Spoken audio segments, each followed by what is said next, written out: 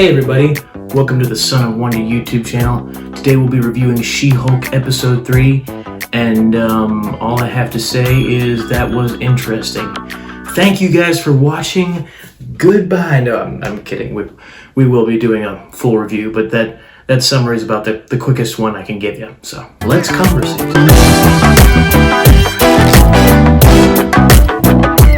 Hey guys, good to be with you again. So in general, this episode was interesting. Like I said, you really could just stop there. It did seem to have more to offer, mainly because it was longer. It was a longer episode than the last one. It did seem to have more to offer than the last one in terms of like story content and all that. But the question still remains, was that story content good? That is what I will be reviewing for you guys today. Now, starting off, it did seem interesting because the recap kind of had a more serious tone to it. So I thought the episode might have a more serious tone. And my theory was shattered. It did not have a more serious tone. But that's how life sometimes. So it starts off with somehow Jennifer Walters is able to, like, they know who Wong is. They're able to tell it's Wong from the video that played at the end of episode 2 on that big cliffhanger. And they're trying to find him, and she goes to Blonsky's prison and asks him, like, why did you escape from prison? Like, you know, this is gonna hurt your parole, or your chances for parole. And he said that he was taken out of prison against his will by Wong, and then chose to return. So I was like, at that point I was like, okay, this is interesting enough. And then it gets even more interesting. Maybe not in the right ways. She is in her car talking, and then the fourth wall breaks are a thing in this show, and they've almost become like the most, I've used the term meta a lot, and which simply means, to anyone of you who doesn't know, meta simply means when a certain work or like movie or show or book is referencing the fact that it is a movie or show or book. Like it's an inside joke from the content, about the content. And this is probably the most meta I've ever seen, because her first fourth wall break is when she's in her car trying to get her best friend to locate Wong, and she stops and looks at the camera and says something to the effect of, I know you guys are excited about Wong, but like this isn't a cameo show, although Hulk was the cameo in the first one and then Blonsky was the cameo in the second one. So it's just very interesting how they're not just referencing the fact that they're in a show, they're referencing what we expect and are excited about the show. Like that's kind of creepy to some level. And it almost is like, okay, that is a different, like that is a extensive fourth wall break, so it is kind of something new. But at the same time, it's like, it is so on the nose that it almost removes any integrity of the universe, in the sense that them acknowledging the MCU to that level inside the MCU, now that kind of just says that the MCU doesn't take itself seriously. It's just like, oh, we know this is a made-up universe. It's just, I don't know, I don't like that part of it. Like, it does make for an interesting kind of take, but I just don't like that it itself is not taking its own universe seriously, like they used to, because they did used to take.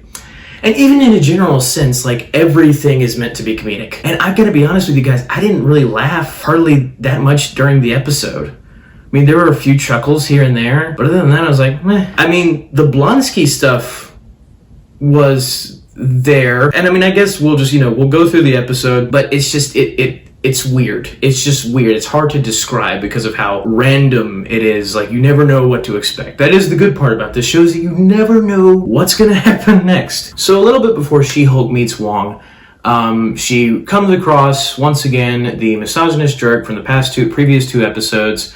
I believe his name is Bukowski, and he is at the superhero law firm to try and make a case against a light elf from New Asgard who scammed him by making him think he was dating a popular music artist. Megan Thee Stallion is her name, and that is the other plot line from this episode. And it's funny because even when they meet up toward the end, when the guy, I believe his name is Pug, who's defending Bukowski, who actually, like in my last video I mentioned how all of the male characters are being treated as either stupid, clueless, or whatever. he is actually a competent male character. He actually figures out how to solve the case on his own, and they let him keep that. I did appreciate that. But they even have this thing near the end of the episode where, like, Jin breaks the fourth wall again, like such a on-the-nose breaking of the fourth wall, and saying, she leans in to say, plot A going into plot B. This is like good writing or whatever. It's funny, I guess. Just that plot line alone, it's so weird. And you think about it, like, for the first 3 phases of the MCU, no one could ever imagine that the MCU would get to a point in those 3 phases where they would come up with something this weird. Like, it seems so unnecessary, especially for this episode, to have a plot line that mostly has no relevance to the main plot of the show.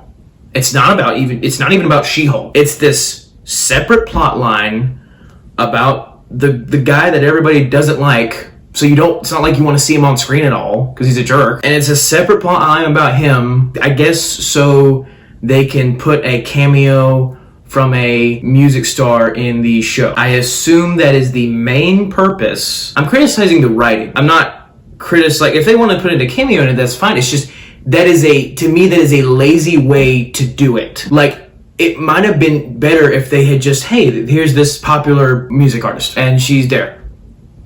It would have been even better to do that than just have this whole separate plot line about some light elf. Like, it made no sense to have it in the show, in the episode. No sense. And it didn't make me laugh. But again, it's just that whole plot line is completely unnecessary. So I probably rambled on about it too long, just by myself. Guys, I don't know if you know what episode 3 did to me. It was so weird. I don't want to overstate it, but like, this is a random oddball of a show, especially for superheroes. Like, this is just strange. Like, the whole premise of, I don't know what I'm saying. This is how weird it is. Like, there is only one thing that maybe adds to the actual plot of the show by this separate Light Elf plotline. Like, maybe one thing.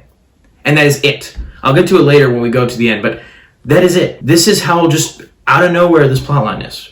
It's so weird. It just, in a Marvel show, you kind of expect, like, you hope that stuff matters. And you hope that, like I said before, they could take their universe seriously. But I feel like this show has kind of just thrown all that out the window.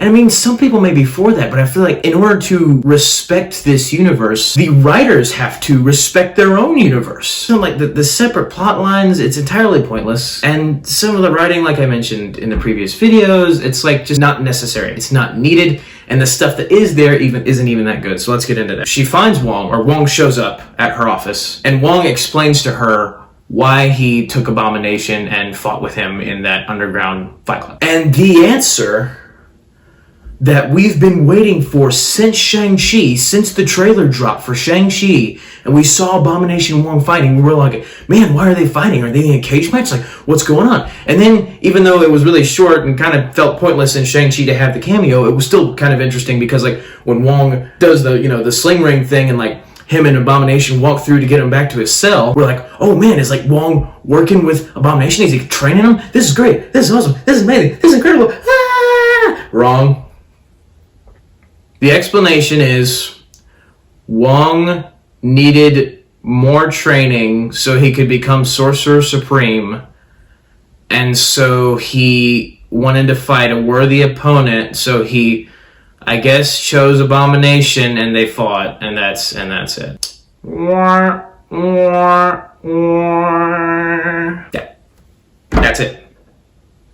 And again, that if that's the best plot line they come up with, nothing any more interesting than that. I don't buy it. I just don't buy it. Like I feel like they could have come up with something better. And so that part was very disappointing. But on a positive note, later he mentions when she's like, oh, we're gonna have to address the fact that he escaped. Like, this is bad for his parole, and like the video of being out there, like, this is bad. And Wong says, oh, well, I know what you're thinking, Miss Walters, but I'm not going to erase everybody's memories again. That just gets really messy, believe me. That line is very important for a specific Marvel character, because I'm almost dead certain he is referencing Spider-Man No Way Home when they have to forget that Peter Parker exists. Now, there's 2 ways that this could play out, probably more. But there's the main two. I kind of freaked out when I first heard him say that, because in my head, that tells me that if Wong remembers agreeing to memories being erased, then that might mean that he is one of the only people who still remembers that Peter Parker is Spider-Man. That is interesting. Now, I will say it is possible that when he agreed in Spider-Man No Way Home for Strange to do that, he remembers agreeing to it, but he doesn't remember who Peter Parker, like the Peter Parker aspect of all of it. Like, he remembers agreeing to something to help Spider-Man, but his memory is vague as far as the fact that it has to truly deal with Peter Parker. That is also a possibility. Either way, though, I do think it's interesting that they thought to bring that up at all. Because I did hear reports that the writers wanted to bring Spider-Man in as a cameo in the show, but Marvel specifically said no, not to do that. I just think it's an interesting plot point. Moving on, as far as Wong being in the episode at all, I mean, I guess there's some funny moments. He doesn't really do anything that's out of character, so that was at least good. Like, they didn't really treat him bad for the sake of comedy.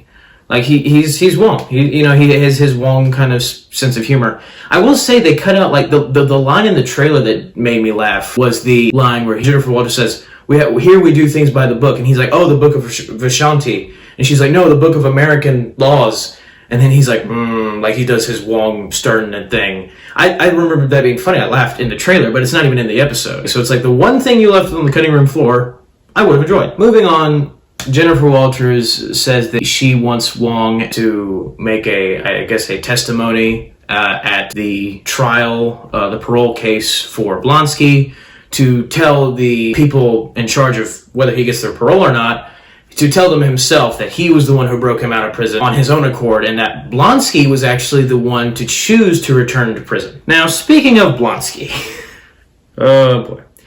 You remember how I said in the last video that I assumed that the whole I'm rehabilitated thing from Blonsky was a facade and that he's still evil? It's not looking good for that idea. I also said in the last video that if he was being for real, it's not really very good acting, and it would have been kind of a complete betrayal of his character and not make any sense. And I'm not saying it isn't still possible, but they are kind of doubling down in this episode that, oh, he's reformed, and he's teaching the prisoners how to do yoga, and he, like, instead of toilet wine, they're making toilet kombucha. I'm like, how did we get from monster, ambitious, like overly ambitious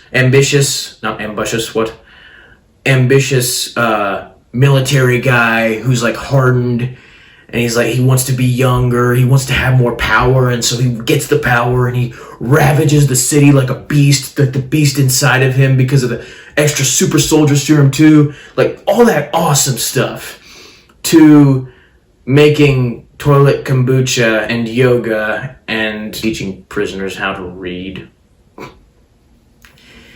It's just like, of all the things you could have done with his plotline. Now, again, it is entirely possible that we could get to the end of the series, or even the end of the next episode, or something like that, and have a complete turnaround where it's like, oh, he was playing the fool the whole time. That would be crazy.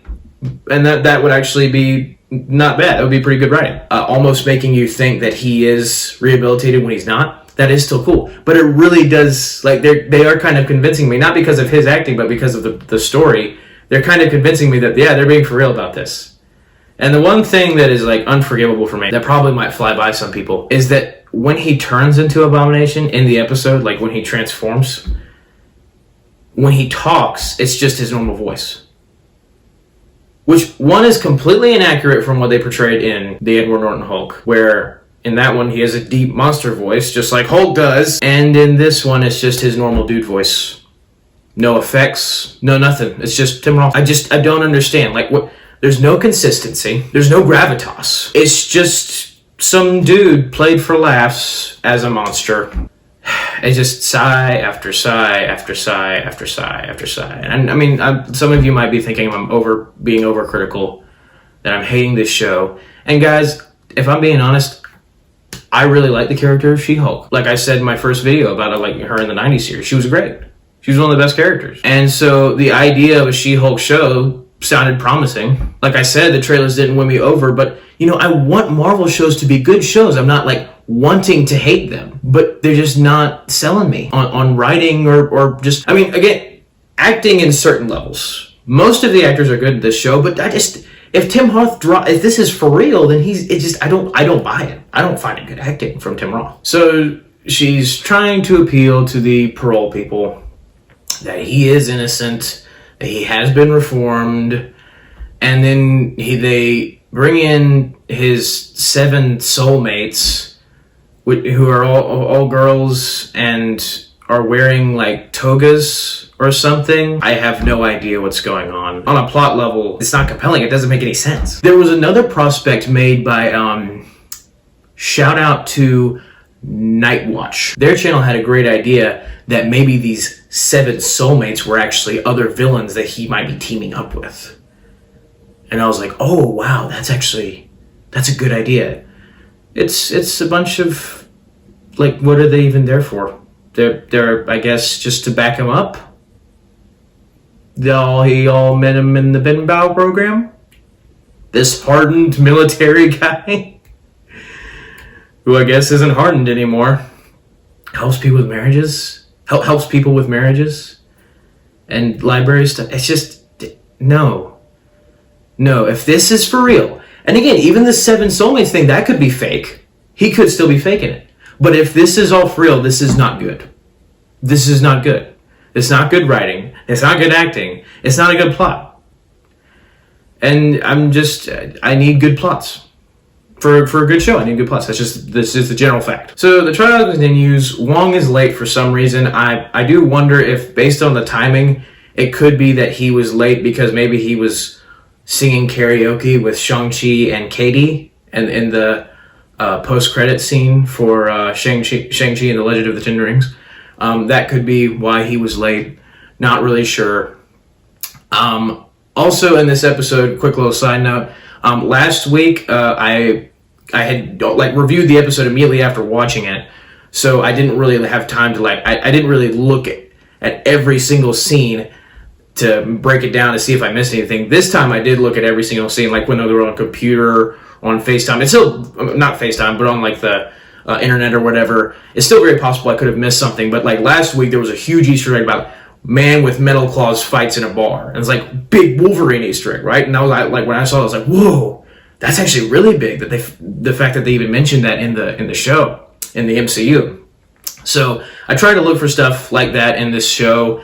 Even some of the names of the people that were helping Blonsky out, like that were saying all the good things that Blonsky did. I looked up all their names to see if there were comics. They're not. And so I didn't find anything in this episode, but let me know if you guys found something, because I could have totally missed something. Anyway, Wong comes. He admits that he broke him out. He also says that Blonsky chose to return, even though Wong offered him an asylum in Kamar-Taj, which is apparently very lovely that time of year. And Blonsky said no, that he wanted to return to his cell. And here's something I, again, literally just thought of. I've been complaining about the writing of like the Blonsky stuff and all that, if it's real. But if it's fake. Actually, I'll wait to get to the end because it's connected to something at the end. But anyway, they stopped the trial for that day, or the case for that day, after all the evidence is put out there. And then the next day, and then Jennifer Walters helps the pug guy clear Bukowski at the trial. Like they resolve the scam and all that whatnot and stuff that I don't care about. And that's that. And apparently, like, in passing, Bukowski mentions, like, hey, man, it's a shame that the light elf is only getting a slap on the wrist. Like, I wish they would have taken away her powers. And then Jennifer was like, hey, that's a great idea. Did he just give me a great idea? That's weird. But I don't know exactly how that plays. Like, it might play in a future episode. But at least that I could see, it really didn't play into the ending of this one. Because I was thinking, oh, is she going to try to relieve? That may have been what that was. That may have been, like, the idea that Bukowski inadvertently gave her was they should find a way to neutralize these people's powers if they're allowed to be in public and to go out and, like, be free. And so that may have been what the ending part was like her convincing the paroles the parole case managers or whatever off screen that hey, if you maybe just give this guy like a device that will nullify his gamma powers, then that might also be grounds for him to go free if he just doesn't turn into Abomination.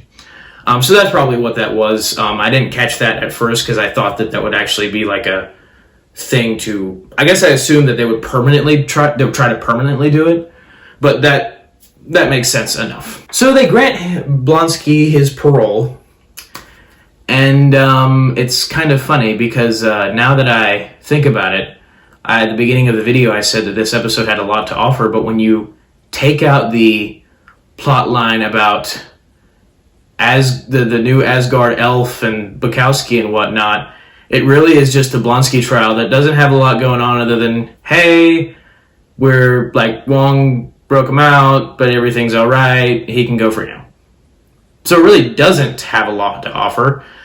There's a line where the Light Elf is trying to do the speech from Ragnarok about how Asgard isn't a place, it's a people. And somehow she's doing this in order to try and confirm the fact that, oh, she shouldn't be held on trial because she's from Asgard and Asgard isn't connected to America or whatever like that. And she's like saying, well, Asgard is a place of people. And somehow the judge knows that. He's like, Thor's speech is not grounds to excuse what you've done or whatever. And again, it's like, one, none of these people were around in the midst of the events of Ragnarok when they were transpiring. So they wouldn't have even heard the speech. It doesn't seem like it's be recorded at all. So it's just acknowledge the integrity of your universe. Like, make sure things are established, that things are well, not established, but things are, it's really just about world building. Because the MCU used to have great world building. The events of Winter Soldier and the events of like different movies in phases 1, 2, and 3 were generally not treated like a joke. They were treated as very serious events that had very serious ramifications. I mean, the whole Sokovia plot line is brilliant because like they set that up in Age of Ultron, even though I have some problems with that movie.